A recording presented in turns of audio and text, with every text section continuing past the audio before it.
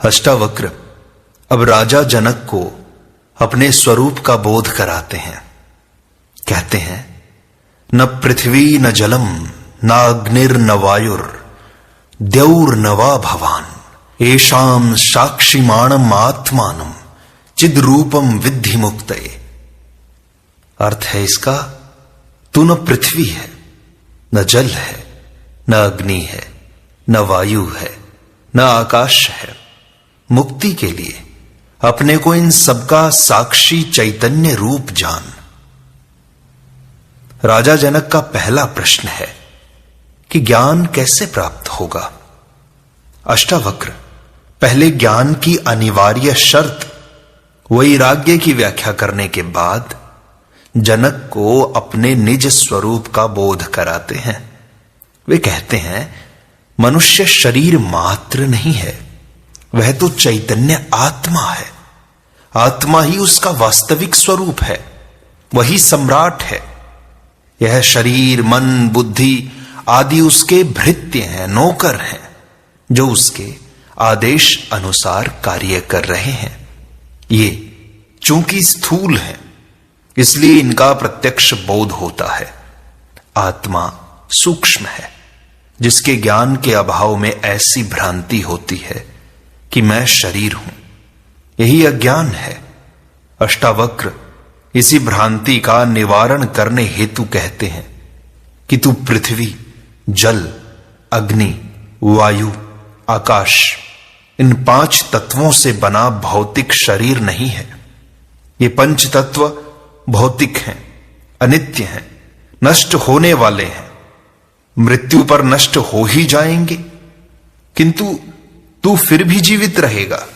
वह मृत्यु के बाद भी तू अपनी अगली यात्रा पर निकल जाएगा। शरीर को पुराने वस्त्र के समान छोड़कर नया वस्त्र धारण कर लेगा। यह शरीर तेरा वस्त्र मात्र है, तू इससे भिन्न है। यह तेरा भौतिक शरीर पदार्थों से बना है। तू घर नहीं है, बल्कि उसमें रहने वाला मालिक है। तू उसमें निवास करने वाला साक्षी चैतन्य रूप है। संपूर्ण भौतिक जगत का आधार यही चैतन्य है। तू भी वही चैतन्य है। अपने को भौतिक शरीर समझने की जो तुझे अनेक जन्मों के अभ्यास के कारण भ्रांति हो गई है, उसे मिटाकर अपने को साक्षी चैतन्य स्वरूप जान। यही ज्ञान है। यदि तू उस समस्त दृश्य प्रपंच का साक्षी दृष्टा बन जाता है, तो तुझे आत्मबोध हो जाएगा। यही सूत्र है जिसे पकड़ने पर अन्य कोई साधना आवश्यक नहीं रह जाती। हम कहते हैं, यह शरीर मेरा है, मन मेरा है, बुद्धि मेरी है इत्यादि। तो यह मैं कौन है जिसके ये सभी हैं? निश्चित ही ये सभी मैं से भिन्न हैं। तभी हम कहते हैं यह मेरा है, अन्यथा मेरा कैसे कहा जा सकता है? जो मेरा है वह इस मैं से मिला है, तो उन्हें छोड़ा भी जा सकता है। वह इन सब मेरे के छूटने पर जो शेष बच जाता है, वही मैं का वास्तविक स्वरूप है। यही मैं आत्म तत्व है, जिसका ज्ञान होने पर ये सब विजातीय तत्व उससे भिन्न प्रतीत होने लगते हैं। यही आत्मज्ञान है। अष्टावक्र राजा जनक को आत्मबोध कराने के बाद मुक्ति के लिए कहते हैं, जो जनक का दूसरा प्रश्न है कि मुक्ति कैसे होती है। अष्टावक्र कहते हैं, यदि देहम पृथक कृत्य चिति विश्राम्य तिष्ठसि अधुनैव सुखी शांतः बंध मुक्तो भविष्यसि। कहते हैं कि यदि तू देह को अपने से अलग करके और चैतन्य में विश्राम कर स्थित है, तो तू अभी ही सुखी शांत और बंध मुक्त हो जाएगा। अष्टावक्र कहते हैं कि वैराग्य होने से पात्रता आएगी, फिर गुरु द्वारा तत्व ज्ञान का बोध कराए जाने पर होगा आत्मज्ञान। किंतु मुक्ति के लिए आत्मज्ञान ही पर्याप्त नहीं है। यह निश्चय हो जाना कि मैं शुद्ध चैतन्य आत्मा हूं, मैं साक्षी हूं, यह शरीर आदि मैं नहीं हूं इत्यादि ही मुक्ति के लिए पर्याप्त नहीं है।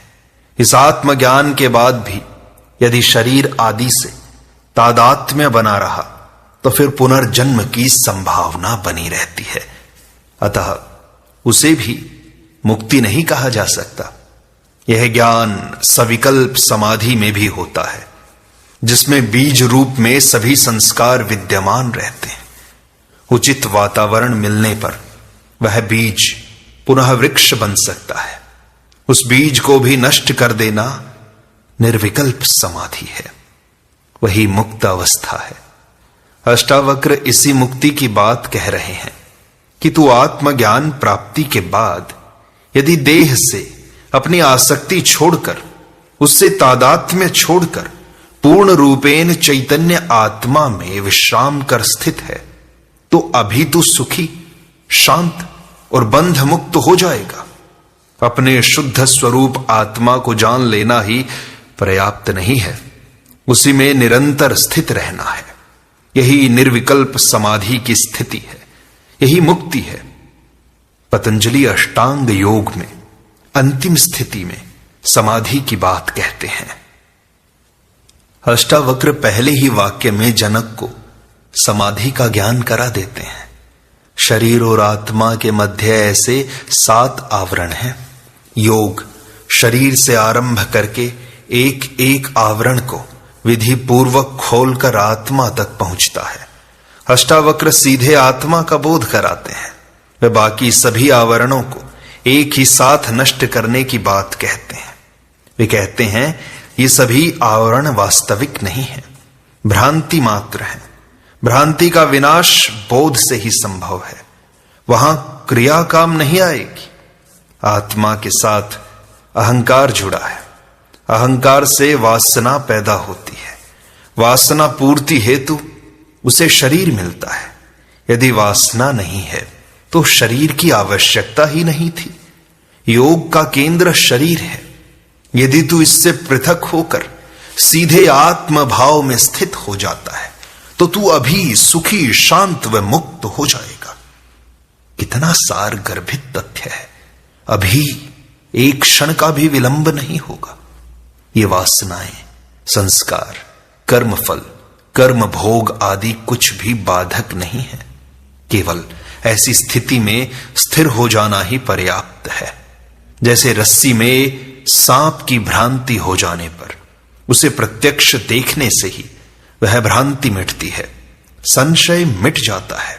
कुछ कर्मकांड, जप तप, मंत्र, साधना, हठ योग की क्रियाएं आदि नहीं करनी पड़ती।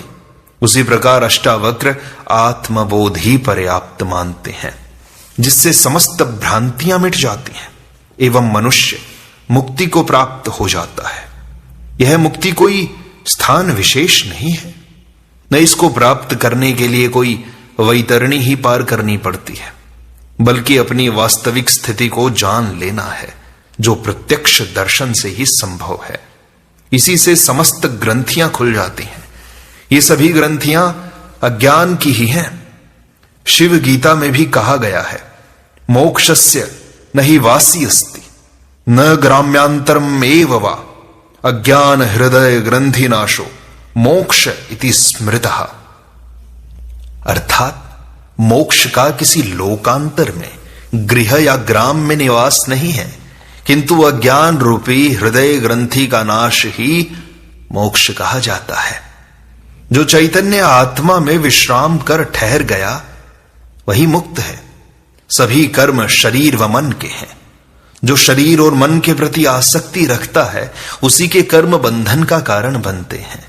आत्मा का कोई बंधन नहीं है, वह करता है ही नहीं, दृष्टा है। दृष्टा कभी कर्म बंधन में नहीं बंधता। ये सभी भोग, कर्म, अहंकार, लोभ आदि शरीर व मन के धर्म हैं, आत्मा के नहीं। जो अपने को आत्मा मानकर शरीर से अपना संबंध छोड़ देता है वह मुक्त ही है। यही अष्टावक्र का परम उपदेश है। न त्वं विप्रादिको वर्णो नाश्रमी नाक्ष गोचरः असंगोसी निराकारो विश्व साक्षी सुखी भव। अर्थात तू ब्राह्मण आदि वर्ण नहीं है और न ही तू किसी आश्रम वाला है, न आंख इत्यादि इंद्रियों का विषय है। ऐसा जान करके सुखी हो जा। अष्टावक्र जी ने 3 ही सूत्रों में राजा जनक के तीनों प्रश्नों, ज्ञान, मुक्ति और वैराग्य का स्पष्टीकरण देकर मुक्ति की विधि बता दी। आगे इसकी थोड़ी और व्याख्या करते हैं, जिससे जनक को पूर्ण रूपेण यह तत्वबोध हृदयंगम हो जाए। अष्टावक्र कहते हैं, तू शरीर नहीं है, आत्मा जो चैतन्य है, साक्षी है। आत्मा का कोई वर्ण नहीं होता। यह ब्राह्मण, क्षत्रिय, वैश्य, शूद्र नहीं होती। यह तो चैतन्य ऊर्जा मात्र है जो समस्त प्रकार के जीवों में समान रूप से व्याप्त है। यह आत्मा न किसी वर्ण वाली है, न आश्रम वाली है। यह हिंदू, मुस्लिम इत्यादि धर्म वाली भी नहीं है, ना ही इसकी कोई जाति है, न लिंग है। ये 4 आश्रम, ब्रह्मचर्य, गृहस्थ, वानप्रस्थ एवं सन्यास, ये भी आत्मा के नहीं है। आत्मा न करता है, न भोक्ता, न भोग्य। इन तीनों से परे असंग, निराकार और विश्व का साक्षी मात्र है, केवल दृष्टा है। अष्टावक्र जनक से कहते हैं कि तू वही आत्मा है, ऐसा जानकर सुखी हो। चूंकि ये वर्ण, आश्रम एवं इंद्रियों के विषय आत्मा के नहीं है, अतः ये तेरे नहीं हो सकते। इन वर्ण आश्रम के धर्मों को मानने का विधान केवल और केवल अज्ञानियों के लिए है, जिससे वे अपना क्रमिक विकास करके आत्मज्ञान को उपलब्ध हो सके। आत्मज्ञान के लिए क्रम से वे यात्रा कर सके। अष्टावक्र जनक को आत्मा के वास्तविक स्वरूप का ज्ञान कराते हुए कहते हैं, तू इसे जान ले और अभी सुखी हो। इसमें देर होती ही नहीं। यह तो बिल्कुल नगद धर्म है, उधार नहीं है कि आज कर्म किया और अगले जन्म में फल मिलेगा। कुछ धर्म कहते हैं कि यह कलयुग है, यह पंचम काल है, इसमें मुक्ति होगी ही नहीं। कुछ कहते हैं आज से प्रयत्न करना आरंभ करो तो 7 जन्म बाद मुक्ति मिलेगी। अरे कुछ कहते हैं कि अंतिम तीर्थंकर, पैगंबर अवतार हो चुके, अब कोई होने वाला नहीं है। परंतु अष्टावक्र बड़ी निर्भीकता से घोषणा करते हैं कि यह सब बकवास है। तू अपने चैतन्य में स्थिर कर ले और अभिमुक्त हो जा। ऐसी घोषणा कोई भी महापुरुष, अवतार या गुरु नहीं कर पाए। बड़ी ही अद्भुत घोषणा है अध्यात्म जगत की। दीपक जलते ही जैसे एक क्षण में अंधेरा गायब हो जाता है, उसी प्रकार आत्मज्ञान के प्रकाश में अज्ञान रूपी अंधकार एक क्षण में विलीन हो जाता है। सारी भ्रांति मिट जाती है, केवल बोध पर्याप्त है। अष्टावक्र मुनि आगे कहते हैं, धर्मा धर्मौ सुखम दुखम मानसानी न ते विभो न कर्तासी न भोक्तासी मुक्त एवासी सर्वदा। अर्थात हे विभो, हे व्यापक, धर्म और अधर्म, सुख और दुख केवल मन के हैं, तेरे लिए नहीं है, तेरे नहीं है। तू इनसे अलग है, अछूता है। तू ना तो करता है न भोगता है, तू तो सर्वदा ही मुक्त है, मुक्त। यह आत्मा चैतन्य है, मुक्त है, असीम है, सर्वत्र है, निर्विकार है, निर्विचार है, व्यापक है, विभू है।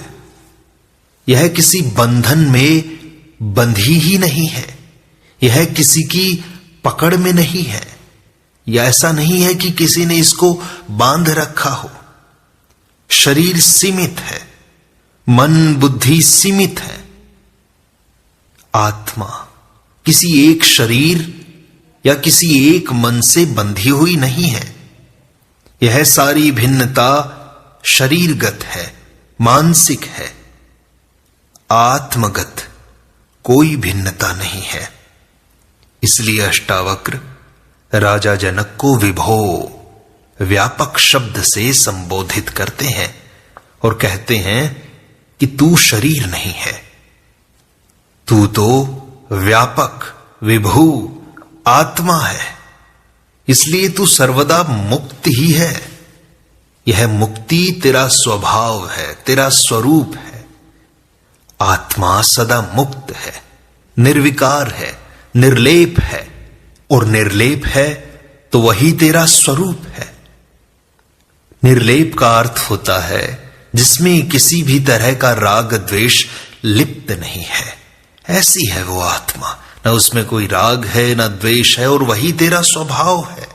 तू स्वयं को शरीर मानकर बैठा है, मन मानकर बैठा है, बुद्धि मानकर बैठा है, पर यह सब कुछ तू नहीं है।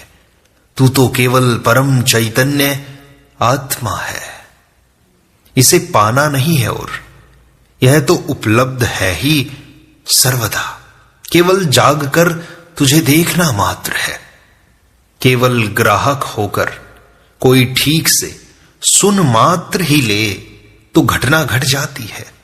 उसी क्षण जन्म जन्मों की विस्मृति टूट जाएगी, स्मरण लौट आएगा। खोजने वाला भटक जाता है, खोजने पर परमात्मा नहीं मिलता। खोजों को छोड़कर संसार के प्रति उदासीन, वैराग्यवान होकर विश्राम में स्थित हो जाना ही पा लेने का मार्ग है। आत्मा व्यापक है, सब में एक ही है, किंतु शरीर की भिन्नता के कारण अज्ञानी को आत्मा की भी भिन्नता का भ्रम हो जाता है। यह मेरी आत्मा है, यह उसकी आत्मा है, भिन्न भिन्न आत्माएं हैं, अनेक आत्माएं हैं, अनंत हैं आत्माएं इत्यादि भ्रम हो जाते हैं अज्ञानी को। अष्टावक्र कहते हैं कि तू अहंकार के कारण अपने को कर्ता और भोक्ता मान बैठा है। यह अहंकार भी तेरी भ्रांति है, अहंकार भी झूठ है, वास्तविक नहीं है। तू चैतन्य आत्मा है जो कि न तो करता है न भोगता है, न किसी को भोगने वाला है। अपने को कर्ता और भोक्ता मानने के कारण ही तू सुख दुख का अनुभव कर रहा है। तू धर्म और अधर्म की बातें करता है। वास्तव में यह धर्म और अधर्म, सुख और दुख मन के ही हैं। तू अहंकारवश ही अपने को आत्मा से भिन्न अनुभव कर रहा है। उसे छोड़ दे तो तू आत्मवत सदा मुक्त ही है। अहंकार और मन के मिटते ही तू कर्तापन और भोक्तापन से मुक्त हो जाएगा सदा सर्वदा के लिए, तथा इस धर्म अधर्म सुख दुख से भी मुक्त हो जाएगा। एक बार जब अहंकार छूट गया तो तेरे सारे पाप, सारे क्लेश, सारी शंकाएं, सारे दुख मिट जाएंगे। अहंकार छूटा, मन छूटा, मन के संकल्प छूटे तो सब छूट गया। तू आत्मा में स्थित होकर आत्मा में ही रमण करेगा।